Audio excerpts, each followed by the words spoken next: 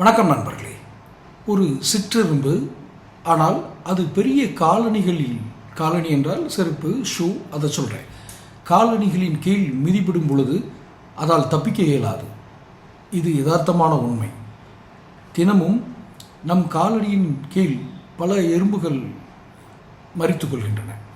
தன்னை பாதுகாத்து கொள்ள இயலாத ஒரு சிறிய உடலும் ஒரு பிரபஞ்சத்தினுடைய மிகப்பெரிய ஆன்மாவும் இருப்பதுதான் அந்த எறும்பு. இதை ஏன் நான் சொல்கிறேன் என்றால், இந்த பதிவு யாருக்கானது? எந்த விதத்திலும் அரசியல், காவல்துறை, அரசாங்கம், ஆளும் கட்சிகள் இதையெல்லாம் எதிர்க்க இயலாத மக்கள் அந்த சிற்றெரும்பின் ஆன்மாக்கள் போலவே வாழ்கிறார்கள் இந்த தமிழ்நாட்டில். தொடர்ந்து பெண் பிள்ளைகளுக்கு நடக்கிற வன்கொடுமைகள், பாலியல் வன்கொடுமைகள், அதை தீர்வு காண மறுக்கும் அல்லது மறுப்பதற்கு இணையாக அலக்களிப்பு செய்யும் அமைப்புகள், அது எந்த அமைப்பாக இருந்தாலும் சரி, நிர்வாகமோ காவல்துறையோ நீதிமன்றமோ யாராக இருந்தாலும் சரி, நடைமுறையை பாருங்கள். உடனே இதற்கு பல பேர் இதுக்கு எத்தனை சட்டம் எடுத்திருக்குன்னு தெரியுமா, புள்ளி விவரங்களை சொல்கிறது, வழக்கு பதிவு செய்தவுடன் அதற்காக என்னென்ன நடவடிக்கைகள் எடுக்கப்பட்டது, இன்னும் சில அதிமேதாவிகள் தண்டனை சட்டங்களை குற்ற சட்டங்களை கடுமையாக்குங்கள் என்று பேசுவது, இதெல்லாம் ஒரு பக்கம்.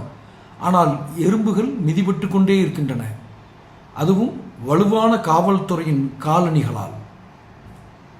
இதை ஆளும் தரப்பில் இருக்கக்கூடிய உச்சபட்ச அதிகாரத்தில் இருக்கக்கூடியவர்கள், முதல்வர் என்று வைத்துக் கொள்ளுங்கள், அவருடைய நேரடி கட்டுப்பாட்டில் இருக்கக்கூடிய காவல்துறை எந்த ஒரு வழக்கையும் முறையாக விசாரிக்கிறார்களா? விசாரித்து அதை நீதிமன்றம் செல்ல வேண்டும் என்றால் நீதிமன்றத்திற்கு பரிந்துரை செய்கிறார்களா? நியாயமான விசாரணையின் அடிப்படையில் நான் கேட்பது. எப்பொழுதுமே அந்த வழக்குகளை முடித்து வைப்பதிலேயே குறியாக இருப்பார்கள். இது நடைமுறையில் இருக்கக்கூடிய மிக மிக சாதாரண மனிதர்களுக்கு இது தெரியும். மிக தெளிவான விஷயம். வழக்கறிஞர்களை கேளுங்கள், அவர்கள் சொல்வார்கள். ஒவ்வொரு சம்பவமும் வழக்குகளாக மாற்றப்பட்டு உரிய நீதிமன்ற விசாரணைகளுக்கு உட்படுத்தப்பட்டு அவை தண்டனை பெறும் தகுதியுள்ள வழக்குகளாக அது உருப்பெறும் பொழுது, அதுவரை இந்த வழக்கறிஞர்களுடைய போராட்டம் என்பது உடல், சிந்தனை, அவர்களுடைய சிந்திக்கும் திறன், அவர்களுடைய கற்ற கல்வியின் அளவு, இத்தனையும் அடங்கியது. நான் வழக்கறிஞர்களை ஆகா ஓஹோ என்று புகழ்ந்து சொல்வதற்காக இதை சொல்லவில்லை. அங்கும் குறைகள் இருக்கலாம். ஆனால் பெரும்பான்மையாக முதல் கட்டமாக ஒரு குற்றம் நடந்தவுடன், ஒரு சாதாரண குடிமகனுக்கு நடக்கும் குற்றங்களில் முதலில் அணுகுவது காவல்துறை தான். ஆனால் அந்த காவல்துறை அவர்களை எளியவர்களாக, எளிதில் நசுக்கப்படுபவர்களாக, பயந்து பின்வாங்கி ஓடுபவர்களாக ட்ரீட் பண்ணுறது, அவர்களை அணுகுமுறை செய்வது என்பது அத்தனை ஜனநாயகத்திற்கு அத்தனை நல்லதல்ல. இதன் வெளிப்பாடுகள் தான் அடுத்தடுத்த கட்டங்களில் தாமாகவே இந்த கட்ட பஞ்சாயத்துன்னு சொல்கிறாங்கல்ல, தன்னுடைய சுய பலம் கொண்டே அந்த வழக்கை முடித்து வைப்பதற்கு அந்த முயற்சிகளில் ஈடுபட்டு விடுகிறார்கள், குற்றவாளி ஆகிவிடுகிறார்கள். நீதி தேடி வந்தவர்கள், நியாயம் கேட்டு வந்தவர்கள் குற்றவாளிகளாகும் அபாயம் எங்கு இருக்கிறது? இது போன்ற நடைமுறை சிக்கல்களால், பொறுப்பற்ற அதிகாரிகளால். நான் எல்லாரையும் சொல்லவில்லை, எல்லா அரசியல்வாதிகளையும் சொல்லவில்லை.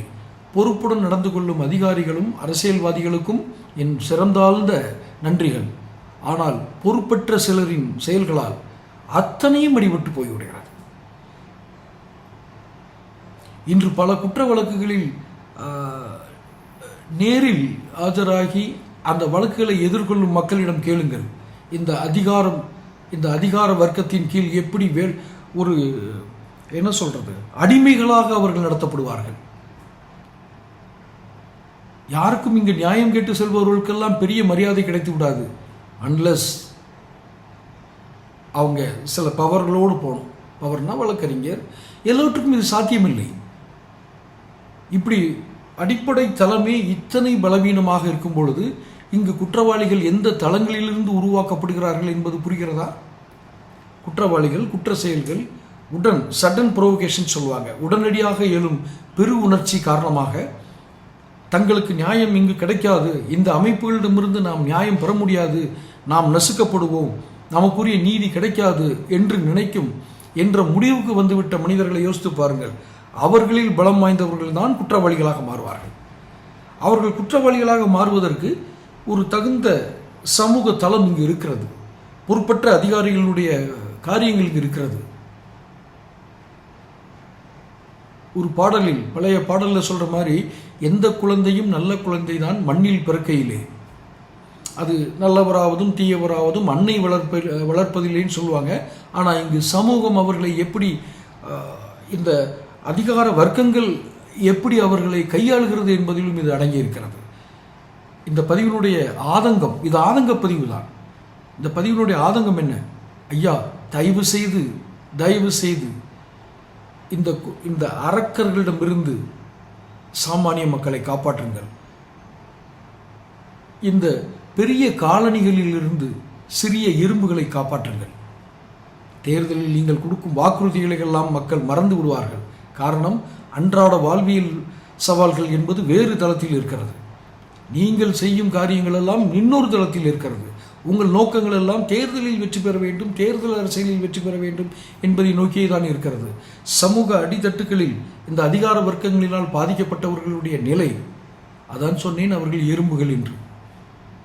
எறும்புகளை காப்பாற்றுவீர்களா? இல்லை எறும்புகளாக எதிர்க்க இயலாத துணிவற்ற பலவீனமான எறும்புகளை காப்பாற்றுவீர்களா? இதுதான் நம்மளுடைய கேள்வி.